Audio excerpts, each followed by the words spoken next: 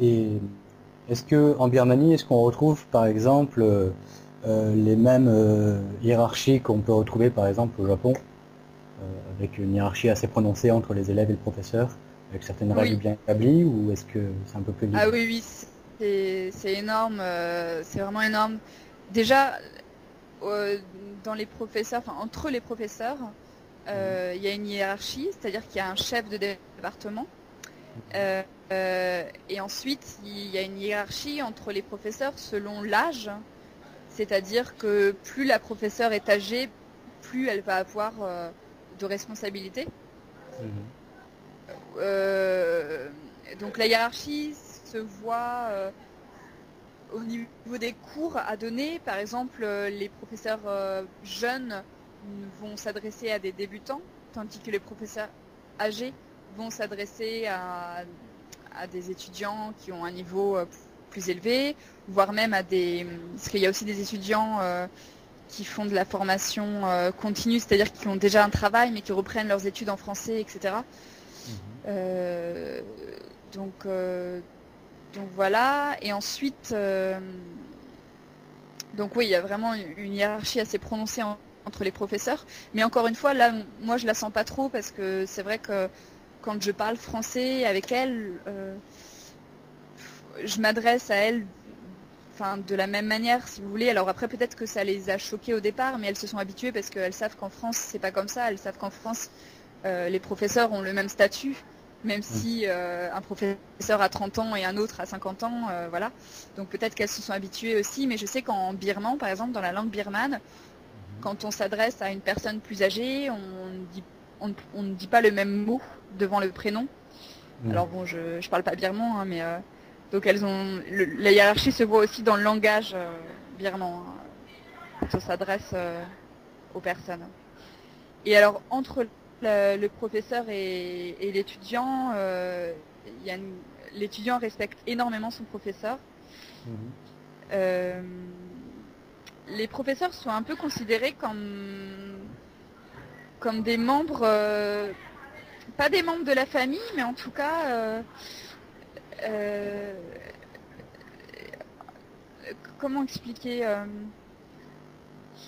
par exemple, durant les fêtes religieuses ou les Mhm. fêtes traditionnelles birmanes, les Mhm. jeunes birmans ont l'habitude de rendre hommage à leurs Mhm. parents et aux professeurs. C'est-à-dire qu'ils vont donner des cadeaux aux parents, ils vont donner des cadeaux aux professeurs. Mhm. Donc oui, les étudiants manifestent beaucoup de, comment dire, de gratitude ou de respect à l'égard de leurs professeurs et voilà. Mais C'est après, intéressant. c'est pas comment dire quand je vois les étudiants parler avec les professeurs, j'ai l'impression que les étudiants sont assez à l'aise hein, pour parler. Hein, c'est pas non plus c'est pas des étudiants soumis euh, qui ont peur du professeur. C'est pas du tout ça. Il y Mhm. a, il y a beaucoup de douceur en fait dans la façon dont ils ont de communiquer, etc.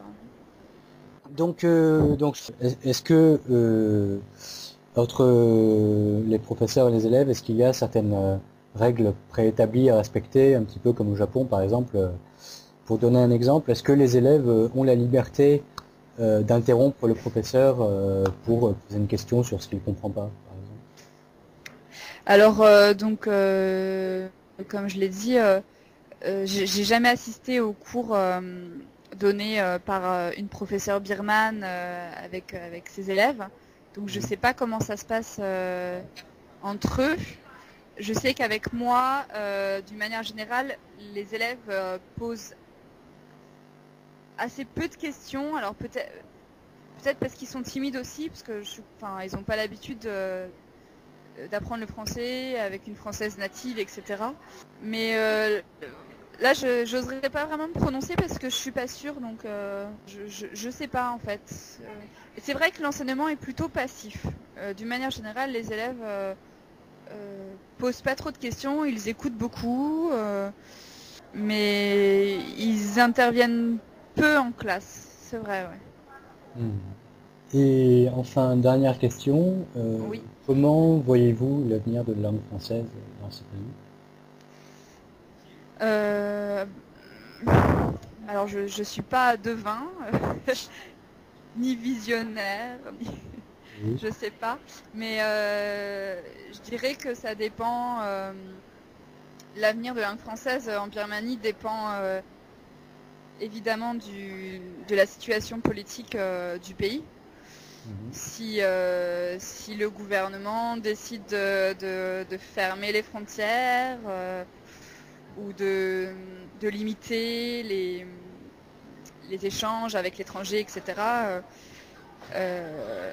là, le français peut décliner fortement. Mhm.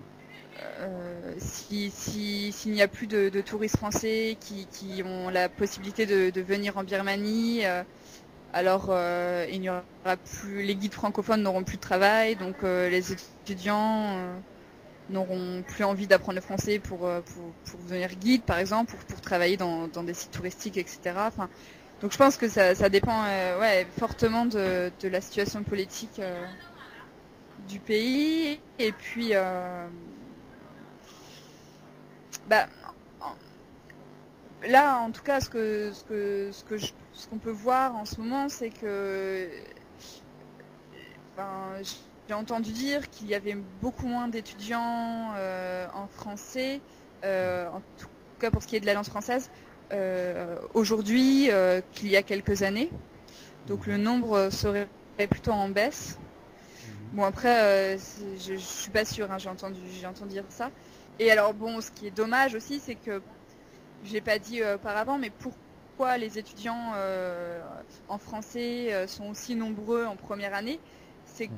que l'université de Yangon en fait a été délocalisée, Mhm. c'est-à-dire qu'ils ont installé plusieurs universités dans toute la ville et même des universités très très éloignées du centre-ville pour éviter notamment les rassemblements des étudiants, rassemblements politiques, etc. Mhm. Mais le département de français est resté dans l'ancienne université qui est la plus proche du centre-ville et des habitations et des résidences. Donc les étudiants sont... J'ai entendu dire que les étudiants apprenaient le français parce que l'université était proche de chez eux. Donc Oui. en ce qui concerne l'avenir de la langue française, si c'est juste une question de proximité, on ne peut pas s'attendre à grand-chose. Mais, mais bon. Mais bon, Oui. l'Alliance française essaye d'attirer les étudiants au niveau culturel. On organise plein de manifestations, etc. Donc, en plus, c'est vrai qu'on est le seul institut à organiser des manifestations culturelles. Enfin, je sais que la Grande-Bretagne, il y a un institut britannique à Yangon, mais sinon, on est les deux seuls pays occidentaux, je crois, à organiser des... Non, d'ailleurs, non, je dis une bêtise. En fait, on est le seul, la France est le seul pays occidental à organiser des manifestations culturelles. Mhm. On est le seul pays occidental à avoir un institut français Mhm. qui a une antenne culturelle en fait sur Yangon. Donc bon, on a un rôle qui n'est pas non plus trop négligeable. En fait, on fait quand même beaucoup de choses par rapport aux autres pays et le français est quand même une langue importante. Enfin, je sais qu'à l'université, il y a combien? Deux langues trois langues européennes enseignées qui sont le français, l'allemand et l'anglais. Mhm. Voilà. Sinon, ce sont des langues orientales. Mhm. Japonais, coréen, russe, etc. Donc le français est plutôt assez valorisé quand même en Birmanie. Mais sinon pour l'avenir, je ne saurais pas trop quoi dire, hein. Ça dépend aussi du gouvernement. Je dis ça dépend du gouvernement birman et ça dépend du gouvernement français aussi, hein. Si le gouvernement continue à investir dans ses instituts à l'étranger ou pas, si on continue à donner des crédits pour investir à l'étranger, ça dépend aussi de ça. Ouais. Et vous disiez que vous faisiez des manifestations culturelles. Est-ce que vous avez des exemples? Bah, par exemple, là, je travaille sur on monte un projet qui est le concours national de la chanson francophone, Mhm. donc qui a lieu tous les ans en Birmanie. et qui notamment se fait aussi avec l'université, avec la ville de Mandalay. Comme je disais tout à l'heure, il y a un institut français aussi à Mandalay. Donc en fait c'est un concours, donc on choisit 10 chansons françaises et qui sont proposées donc aux Birmans. Ils en choisissent une et donc ils passent devant un jury. Il y a une première session, on choisit les meilleurs et ensuite la dernière session c'est une grande soirée organisée en avril où il y a à peu près 15 chanteurs qui viennent sur scène et chanter les chansons françaises.